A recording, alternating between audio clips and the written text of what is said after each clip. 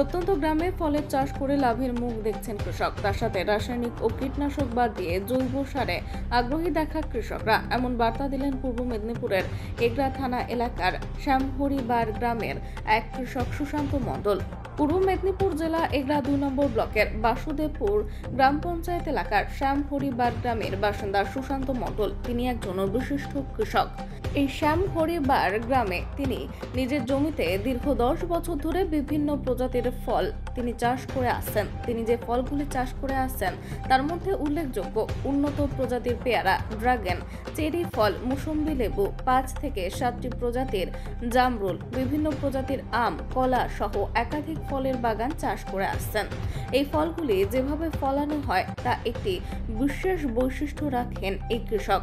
তিনি বলেন, বর্তমান দিনে অন্যান্য কৃষকরা যেভাবে বাড়তি লাভের আশায় রাসায়নিক সার ও কীটনাশক ব্যবহার করছেন, তাতে আগামী দিনে মানুষ এই ফলগুলি খেয়ে অনেকটা ক্ষতির সম্মুখীন হওয়ার সম্ভাবনা হতে পারে।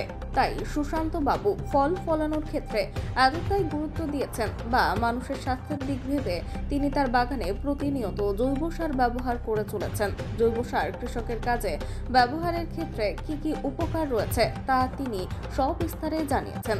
তার সাথে সাথে তিনি নিজেই জৈব সার তৈরি করেন এবং কিছুটা বিক্রিও করেন। সুশান্তবাবু আরও বলেন, এই গ্রামে আমি একা এই ধরনের ফল চাষ করি, কিন্তু এর ফলন হলে তাকে বাজারজাত করতে গেলে অনেক সমস্যার সম্মুখীন হতে হয়। এর ফলে যারা এই ফল চাষিদের উৎসাহিত হওয়ার ইচ্ছে রয়েছে তারা কোনোভাবেই সাহস নিয়ে এগোতে পারছেন না।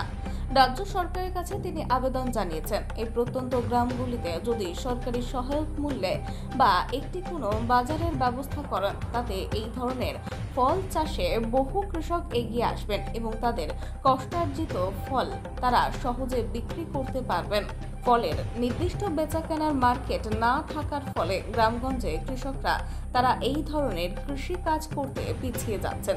তিনি আরও অন্যান্য কৃষকদের উদ্বুদ্ধ করেন, রাসায়নিক সার বা কীটনাশক দিয়ে চাষ না করে জৈব সার ব্যবহার করলে অনেকটাই আর্থিকভাবে সাশ্রয় হয় এবং এই জৈব সার একবার প্রয়োগ করলে বেশ কয়েক বছর ধরে তার সুফল পাওয়া যায়। তাই আগামী দিনে সরকার আরও রাসায়নিক সারের পরিবর্তে জৈব সার কতটা প্রয়োজন রয়েছে কৃষি খামারে এবং সেই ফসলের দাম পাওয়ার ক্ষেত্রে, যে হারে দিনের পর দিন রাসায়নিক কীটনাশক সারের দাম বৃদ্ধি পাচ্ছে, তাতে কৃষকরা লাভবান হওয়া তো দূরের কথা, তারা অনেক সময় বিরাট ক্ষতির মুখে পড়তে হচ্ছে।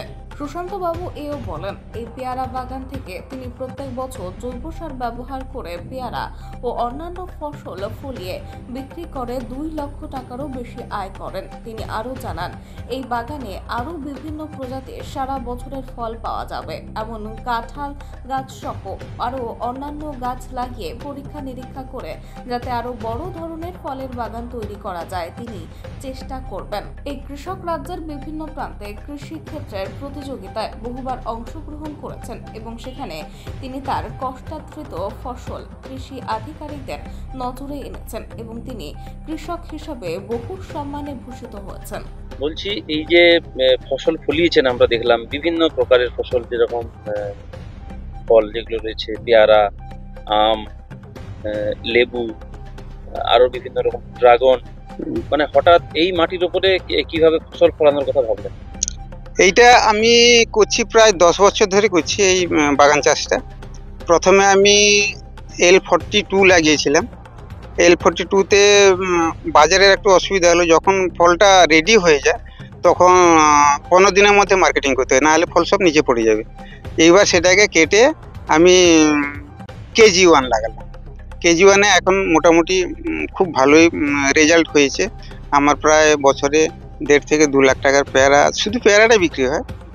আর এইটার কথা ভাবলাম এই কারণে যে মানুষ এখন রাসায়নিক মানে আপনার পেস্টিসাইড ইনসেকটিসাইডে একদম ভর্তি হয়ে গেছে, যার জন্য আমি ভাবলাম, আমি চিন্তা করলাম যে আমি একটু অর্গানিকে দিকে যাব। আমার যে এইসব বাগান সব দেখছেন, সব বাগানে অর্গানিক দেওয়া আছে, কোনো কেমিক্যাল নেই। আমার নিজের জৈব কারখানা, সেখান থেকে জৈব সার নিয়ে প্রতি বছর বা বর্ষার আগে এবং বর্ষার পরে 2 বার 25-30 কিলো করে সার প্রতি গাছের গোড়ায় দিয়ে দেওয়া হয়। হ্যাঁ, এই ফলটা খুব টেস্টি এবং আপনার বিষমুক্ত ফল। এইটাকে আমি বাজারজাত করছি। এবং এখানে আমার একটা অসুবিধা হচ্ছে কি, আমি যেহেতু এটা বিষমুক্ত ফল তৈরি করছি, কিন্তু আমি সেই বিষমুক্ত ফলের বাজার এখানে আমি পাচ্ছি না। যার জন্য আমি একটা সহজে বাজার বলে একটা বাজার তৈরি করার চেষ্টা করছি কলকাতায়। যদি সরকার থেকে আমাকে একটু সাহায্য করা হয়, তাহলে আমি কলকাতায় একটা সহজে বাজার বলে বাজার তৈরি করব। সেইখানে আমার এই বিষমুক্ত ফল এবং আহ, জৈব সার সবকিছু সেখানে আমি বিক্রি করার চেষ্টা করব। হুম। বলছি এ- এই এই যে যে আপনি যে পরিশ্রমটা দেন বা শ্রমটা সারাদিন যে দেন, শুধু কি আপনার না, এই এই এটার ক্ষেত্রে তো কিছু তো অন্তত কৃষি ভিত্তিক কিছু ব্যাপার থাকে। সরকারি ভাবে কোনো সহযোগিতা বা পরামর্শ পত্র কি হ্যাঁ, পাচ্ছেন? সরকারিভাবে সহযোগিতা আমি পেয়েছি। যেমন ধরুন, এই যে দেখছেন নেটটা, এই শেড নেটটা আমি পেয়েছি সরকার থেকে। ডিস্ট্রিক্ট হর্টিকালচার অফিস থেকে পেয়েছি। এবং আমি বিভিন্ন সময়ে বিভিন্ন কোনো কমপ্লিকেশন হলে আমি তাদের কাছ থেকে সলভেশনটা নিই। এবং বর্তমান যে আছেন ডিস্ট্রিক্ট হর্টিকালচার অফিসার অতনুবাবুর সঙ্গে আমার ভালো রিলেশন আছে। আমি একটা এবছর কেঁচো সারের মডেল দিয়েছিলাম। মডেলে আমার মডেলটা ইয়ে, রাজ্যের মধ্যে প্রথম হয়েছে। সেই মডেলটা সেই অতনুবাবুর কাছে আছে।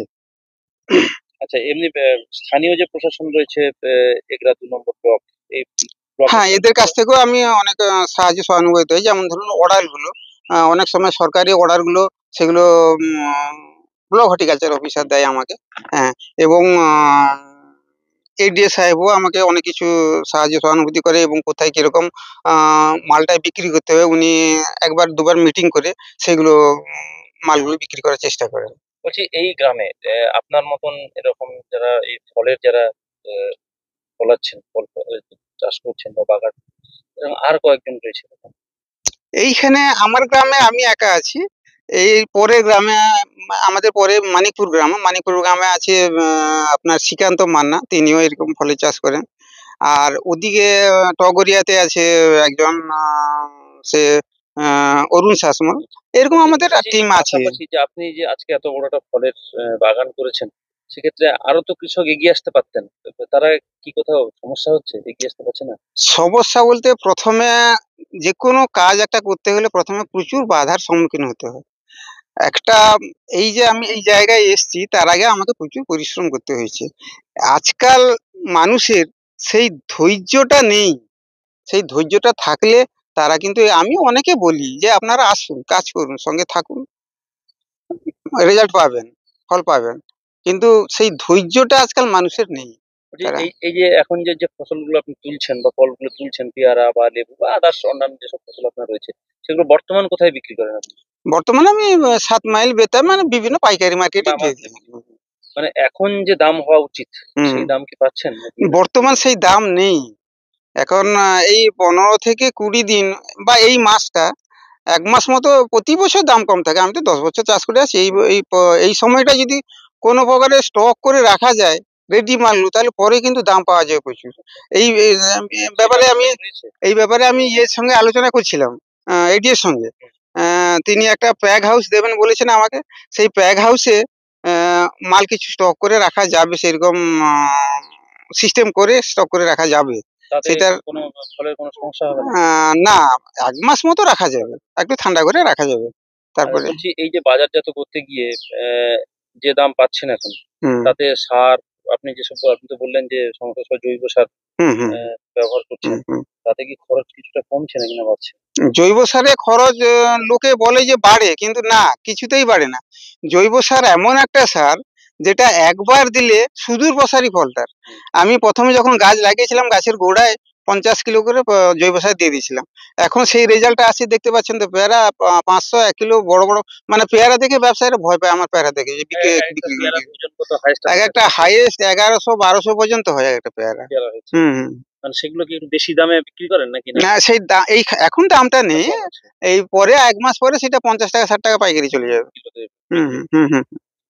আর এমনি এখানকার স্থানীয় খুচরো নেন, বিক্রি হ্যাঁ, নেন? খুচরো নেয়, বাড়িতে এসে নিয়ে যায়। সেও 50 60 টাকা, মানে খুচরো সেই পাইকারি দরে দিয়ে দিই এখানে বলছি বাড়িতে। আগামী দিনে আরো যেসব অন্যান্য ফলগুলো যেগুলো আপনার বাগানে বর্তমান নেই, হুম, সেগুলো কি কোনো করার পরিকল্পনা রয়েছে আপনার? হুম, পরিকল্পনা আছে। এই যে অল টাইম কাঁঠাল, অল টাইম কাঁঠালটা আমি খোঁজ পাইনি, তবে একটা 24 পরগনা একটা খোঁজ পেয়েছি, যাবো, সময় হয় না। গিয়ে আমি সেখান থেকে অল টাইম কাঁঠালের চারাটা নিয়ে আসবো, দেখবো সেখানকার রেজাল্টটা কি হয়, তাহলে অল টাইম কাঁঠাল হবে। তো আমাদের এই বাগানে আপনারা খুব কিমতি সময়ের ভেতরে আপনারা সময় দিয়েছেন, খুব আপনাদেরকে আমন্ত্রণ জানাই। তো আপনারা যে দেখছেন আমাদের এই কৃষক, আমাদের এই ছোট্ট গ্রামে একটা ছোট্ট করে একটা চাষি আমরা চাষবাস করেছি এখানে। তো যেখানে আমার পেছনেই দেখতে পাচ্ছেন আপনারা ড্রাগন কীভাবে ফলেছে। তো আরও বাগানে ভেতরে দেখবেন আপনারা যে পেয়ারা চাষ করেছি, পেয়ারাটা খুব হিউজ পরিমাণে আমরা করেছি। তো আরও অনেক কিছু ফলন আছে এই বাগানে, যে ছোট ছোট আমরা ফলিয়েছি। তো শুধু ফলিয়েই যাচ্ছি, তো তার শুধু পিছু হয়ে দাঁড়িয়ে আছি, শুধু একটা মানে কি বলা যায়, ওই মার্কেট পাচ্ছি না। যে মার্কেটের অনেক কিছু বাধাপ্রাপ্ত তো আসছে আমাদের কাছে। তো গভর্নমেন্টের কাছে শুধু ক্ষুদ্র অনুরোধ আমাদের, যে একটা মার্কেটের একটা ব্যবস্থা করে দিতে। তো এখানে আরও সিজনের সময়, যে শীতের সময় আমরা আরও ইউনিক কিছু ফলন ফলাই। এখানে যে সব জায়গা দেখতে পাচ্ছেন, তার ভেতরে আমরা কিছু বাঁধাকপি, ফুলকপি, করলা, আরও অনেক রকমের, মানে আমরা সব ফলাতে পারি। এমন একটা জায়গা রেডি করেছি। তো কথা হচ্ছে, এরকম কত পড়ে আছে আমাদের কাছে জায়গা, কিন্তু সবচেয়ে বড় জিনিস হচ্ছে এখানে শুধু একটা মার্কেটের প্রয়োজন, শুধু ফলিয়ে দিলে তো হবে না। তো সেই জন্য গভর্নমেন্টের কাছে বারবার আমাদের বিনীত অনুরোধ, যাতে আমরা একটা মার্কেটের কোথাও ব্যবস্থা করে দেন, ছোট্ট করে হলেও। তা সেটাকে আমরা রাত দিন পরে আমরা সবাই মিলে আমরা তৈরি করে নিব। ঠিক। আপনার নাম? আমার নাম সুজাতা সাহ। বলছি এই বাগানে বাগানে সীমন্ত মন্ডল, হ্যাঁ। ওর বাগানে আমরা কাজ করি। আর ওখানে পেয়ারা আছে, জামরুল আছে, ড্রাগন আছে, আম আছে, বিভিন্ন রকম লেবুও আছে। সবাই মিলে মানে ওদের বাড়ির দিদিও আছে, ও সঙ্গে আমাদের হেল্প করে, কাজ করে। দিয়ে বাগানে পাতা তোলা হয়, ঘাসের আগাছাটা হয়, অনেক কিছু গাছে, পেয়ারা গাছের ডানাও কাটা হয়। সবকিছু করে ওরা আমরা পরিশ্রম করে এখানে কাজ করি। যা আমাদের তো গরিব মানুষ, কোত্থেকে পাবো, পারিশ্রমিক পাই, সেটা নিয়ে আমরা সংসারে। বলছি এটা কতদিন ধরে আপনি করছেন এখানে? আমি এখানে 2-3 বছর হয়ে করছি। 2-3 বছর হয়ে করছি। তারপরে দেখানি আমি করতে পারলাম না, আমার বাড়িতে চলে গেলাম। বাড়িতে আমার স্বামীর অসুখ হয়, তো সে এরপরে 1 বছর খানি আমি করতে পারিনি। তারপরেও আমি এসে আবার দাদার কাছে জয়েন দিয়েছি, যে যাতে আমি সুস্থভাবে দিন যাপনটা করতে। হ্যাঁ, প্রত্যেকদিন ফল দেখছি। আর ওই বাগানে কাজ করতে আমাদের খুব ভালো লাগে। বা এসে এলে আমাদের বন্ধু বান্ধব এলে ভাবে যে আমি যে বাগানে কাজ করি, সময় কাটে, ওরাও দেখতে খুব ইচ্ছে করে যে না, ওদের বাগানটাও খুব সুন্দর। ছোট থেকে বড় করলেন এবং তাতে হ্যাঁ, ছোট থেকে বড় করলাম। এই তো বড় হলো, আবার বড় হলে আগাটা কেটে দিয়ে ফলন আসার জন্য ওদের আমরা সবকিছু মানে পরিচর্যা করি।